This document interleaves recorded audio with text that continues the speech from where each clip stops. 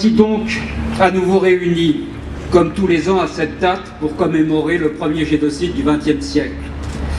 Cette cérémonie pourrait paraître à certains anachronique, car si loin après les faits, on peut toujours se poser la question de savoir s'il ne faudrait pas laisser toutes ces horreurs au passé, s'il ne vaudrait pas mieux laisser le temps faire son œuvre.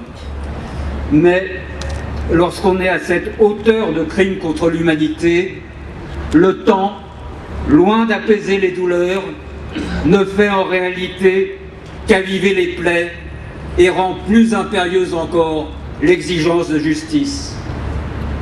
Oui, les raisons ne manquent pas dans le monde aujourd'hui de s'indigner, de rendre hommage, d'agir et réagir. Et nous avons bien sûr une pensée particulière pour les forces de police qui ont été mortellement touchées jeudi dernier.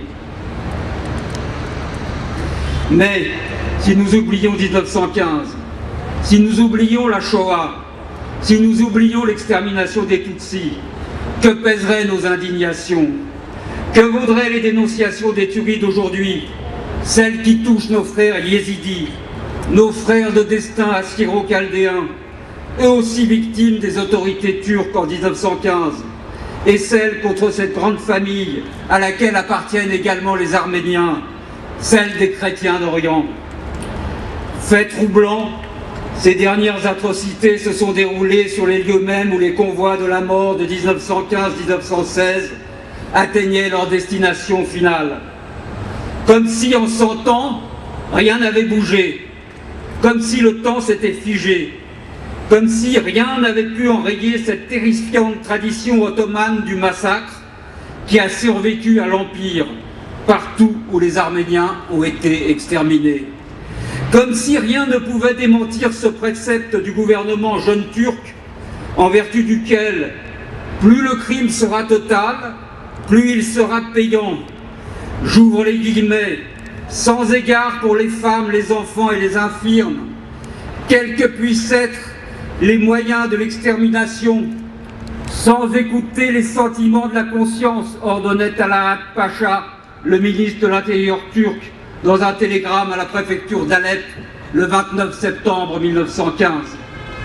Mes chers amis, s'il fallait trouver une seule raison à notre réunion d'aujourd'hui, à cette cérémonie dédiée à la mémoire des 1 500 000 Arméniens assassinés en 1915, eh bien cette raison tiendrait justement à la nécessaire victoire, in fine, de la conscience, à cette part en nous qui résistera toujours à la barbarie. Un sentiment qui n'invite pas seulement au devoir de mémoire, mais qui, au-delà de l'éthique, renvoie aussi à nos responsabilités envers les vivants. Car s'il n'est pas en notre pouvoir de ressusciter les morts, de faire renaître 3000 ans de civilisation arménienne à jamais ensevelie, il est en revanche en notre capacité de protéger les vivants, ceux qu'on tue aujourd'hui pour ce qu'ils sont, au nom d'on ne sait quel totalitarisme religieux, national ou politique, qu'ils s'exercent sur le mont Sinjar, dans le désert de Derzor, ou contre la ligne de défense de la République d'Artsakh au Haut-Karabakh.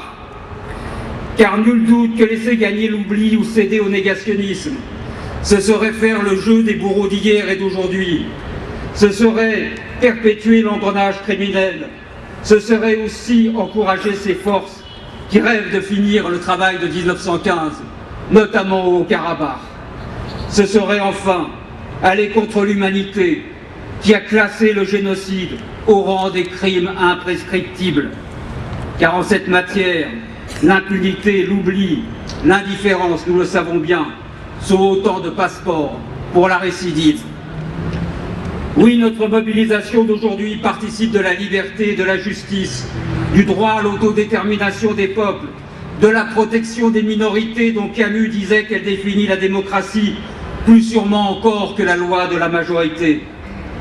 Et oui, cette cause marque des points, d'année en année, avec la prise en charge de cette belle cérémonie par la République, avec les engagements hier de Nicolas Sarkozy et depuis 5 ans de François Hollande, qu'il en soit très sincèrement et très chaleureusement remercié.